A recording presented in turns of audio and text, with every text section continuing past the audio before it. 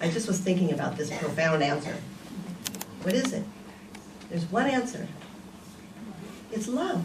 That's love. That's it. There's only one answer. There's only one power in the whole universe. It's the power of love. And it's the answer to everything. You know, honestly, if you boil down everything, that's what it's about, is love. So there was this man, this guy, and he was walking on a cliff, and he fell off the cliff, and he grabbed a branch, and he was hanging there, just hanging there. And so he yells out, and he says, "Is anybody up there? Help me, help me." And this majestic voice yells out, "I'm here, I'm here. Please, listen." But first, and then the guy goes, "Save me, I need to be saved." And the voice says, "But first, you need to trust. You need to have faith. You need to believe." And the guy goes, I believe, you know? And so he says, "Okay, let go, let go." Long pause. Guy goes, "Anybody else up there?"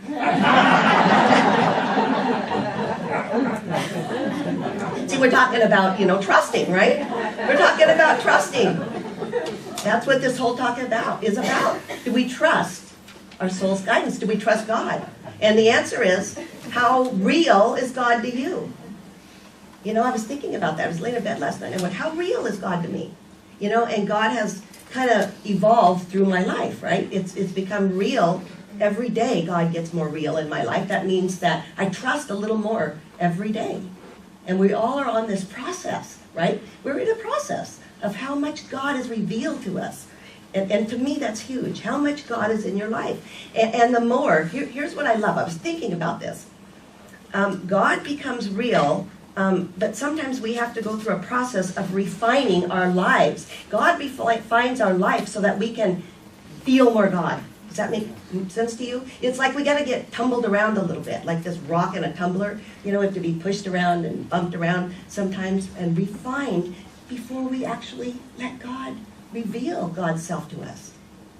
So it's up to us then to go through that and then to be able to use that pain or whatever it is to find more God in our life. I get that at this level that I never did before. That if we evolve, God evolves within us, right? It starts off, okay, I kind of believe God. I believe there's a God. Maybe, we're all in a different kind of process here. We're all in a different place of awareness, right? And so, I remember being a kid and hearing about God, right? And I believed right here, there was a God. And I listened. I believed there was a soul. And for me at that time, it was a head thing, And now I find that after you get out of the head, I don't know God that way. I know God here. I know the soul here as an experience, not as something I know. So you really can't talk about it. I know I do a pretty good job. I try to talk about it, but it's hard because it's a feeling, right? It's a feeling in everything that you see, you hear, you taste. That's what the soul is. That's exactly what it is. So I have to experience it to know it. See, and I was thinking about how when I was a kid, I used to think about the soul. I heard about the soul all the time. I grew up as I was everything. I said it before, but I was a Presbyterian mainly, and Baptist. Okay, and I grew up with the idea that the soul, your soul was something you had, right? You had a soul, and the soul either had to be saved or condemned, right? I don't know, did you grow up like that? And so, you have this soul in you, and you have to do something with it. And you either have to, accept Jesus or, there's just some way that you're going to get saved. And for a long time, it was the devil's going to get my soul. So, it's like, what's the alternative? Come on, Jesus. And so that's what you do, And later, I learned that you have to tune in to God and experience the field of love before you can experience God. And it gets bigger and bigger and bigger the more that you drop out of your head and get out of trying to please anything up there and please somebody else and just feel it here, because that's what God is and that's what the soul is. And I love what Deepak Chopra says. He always kind of touches my heart. I don't know if he touches my heart, but some of his words are really cool. He says that the soul is the raw stuff where our thoughts and dreams and desires arrive. arise. It is pure awareness and pure potential. That's what our soul is. It's this substance that's all around us, and it's a pure possibility and potential, and it's filled with whatever we want it to be filled with. So if we see it filled with love and connection, that's what it is. See, that's what the soul is. Our thoughts, if we're tuned in, if we turn in our thoughts to this higher place, right, a higher frequency, basically we're vibrations. And so when we are tuned into the soul, there's nothing that can stop us. Nothing can stop us. And all of the answers, we're talking about the answers are within, they are within, if you're tuned to it, right? If you're tuned to your soul, if you can feel it moving through you. So the answers are right there. If you have any questions about your life, they're right here. But how tuned are you to that? Are you, in alignment with that soul? Because they come. They come. But when we start getting in our head and we're stressed out, you can't feel God. You can't feel God at all. It's like you have to meet God. You meet God with your vibration. That's what you do. You meet your soul. And our guidance is always, always with us. It's in everything. You smell that flower. And that's the soul. It's there. You can see the soul. And have you ever smelled something and then it takes you back to this, place and time? You can taste God. It's everywhere. We've got to get out of the idea. No, we don't. And you don't have to do this. This is what I have to do, right?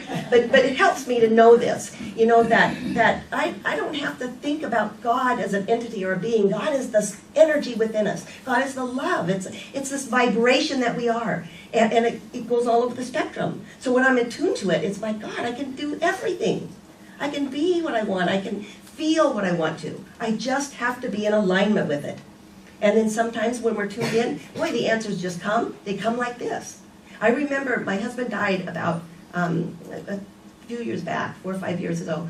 And really amazing, because I right at that time, I was feeling kind of, low vibration, really sad. And I remember saying, God, where are you, Fred? Where are you right now? You know how when someone dies, you just wonder what happens to them? Right away, you kind of wonder what, their soul is. And I looked up, and I swear to God this happened. On a license plate right in front of me, it said, I am fine. And it was like, I think the guy's name might have been like F-Y-N-E or something like that. And it said, I am fine. Now, you might think it's a coincidence, but I don't think so. I really don't. That has happened to me so many times with different things. See, I think that the answers are out there. It's just that we got to have the guts, right? We got to let down everything else and not look like a fool, feel like we look like a fool for believing it, and really believe it. Because when we start to believe, we start to awaken, and we start to see signs everywhere, it's there for us. If you just experiment today, this will happen. If you say you want to see something, you'll go out and you'll see it today. It just happens. When you set that intention and the energy's in motion, that happens to you. There's no random chance. This is synchronicity. We live in synchronicity because we live in this field of God, right? And that God's in us, right? So this is a big concept to get. It's huge. But the world is a mirror for us. Everything is within us. And there are no random events. And so we have co-created everything in our field of awareness. Now that's a biggie, and sometimes I don't even like to say it. I said in Eckhart Tolle Friday, oh, I will never say that in a Sunday service because it's kind of radical, and I don't want to, make people irritated. But then I decided, what the heck, okay? So, but the truth is that everything, that means that we grow and we learn. Everything that has come into your field of awareness, everything you see is somehow a part of you, and it was meant to be so that you can grow. How, I don't know. But all of the traditions teach it. I know that everything that comes into my life, there's something to learn from, or to grow with, or to love. Or if I hate it, there's something for me to learn. And there's something for you to learn in your life. From everything that you see. My life is a part of every other thing. Every part of you is a part of me, and I know that. And here's what I think this is huge. Life doesn't happen to you. It responds to you. It responds to you. Remember that. So however you are in life is what you get back. How have you responded to the events in your life? Are we victims? And we aren't. We can be. Or we can respond to what happens in a way of love. I do think there's only one energy in the universe. And that energy is love, and sometimes it's not seen, so it's fear, and it turns into a lot of other things. But after the vibration changes and we raise, it's love. That's all it is. So how do we tune in, you know? How do we tune in? Well, we do it by realizing that we're on a spiritual journey. That's why we're here, you guys. We're on a spiritual journey to realize all the love that can possibly be. That's what the soul is. You know, it's taking us there. And so if that's the case, everything in your life becomes meaningful. Everything that you see is meaningful. Every experience that comes to us is meaningful. That's what the field of awareness that I'm talking about is. You know, if there's a thunderstorm, it means something to you because it's in your field of awareness. What's it telling you? Expand our awareness, pray, meditate, be present, tune in. You know, we can find God in the silence. You know, that's where we go. But God stays with us all the time. But when you pray up, you know, I've said that, you know, what I do is I ask for guidance and I expect it and I pray up every morning. Every single morning I spend so much time, you know, just getting in the vibration so that I can meet my day. And it's so important that we meet the day because there's vibrations. We're running to everybody else's stuff too. And so when we can meet it in this loving energy, everything changes. And it's being able to trust our gut, you know, trust the feeling. So when we're tuned in, what does it look like? You know, what does it look like if you're really tuned into this spirit, to your soul, and you're living from this level of soul that he talks about? And what it means is that it doesn't always look perfect, right? It just doesn't. We've got stuff that we've created in our life that we're dealing with, but what it does is it lets us see the goodness in life. It lets us see that life is good anyway. No matter what's going on out there, and it can appear filled with pain and sorrow, life is good. Life is good.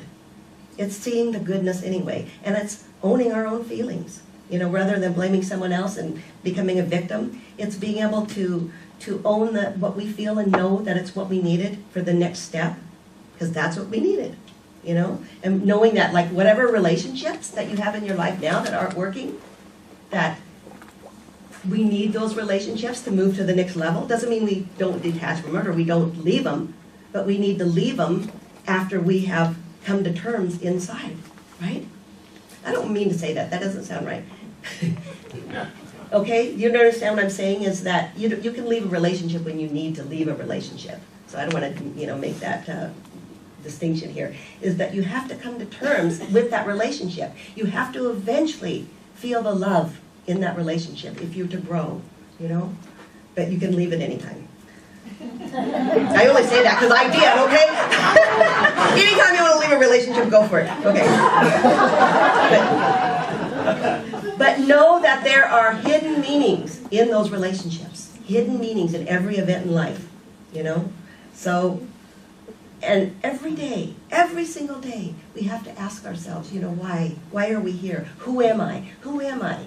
Am I this body that I'm going to have for a few years? Or am I the spirit, infinite spirit of possibilities that lives forever and ever and ever? Who are you? My prayer for all of us, boy, is that we can let go of that branch that guy's hanging on and trust, you know, that we trust that our soul is there to guide us, you know, that we live always from that level of the soul and that we let it guide us so that we can live this life, you know, that is more than we could ever imagine. Thank you.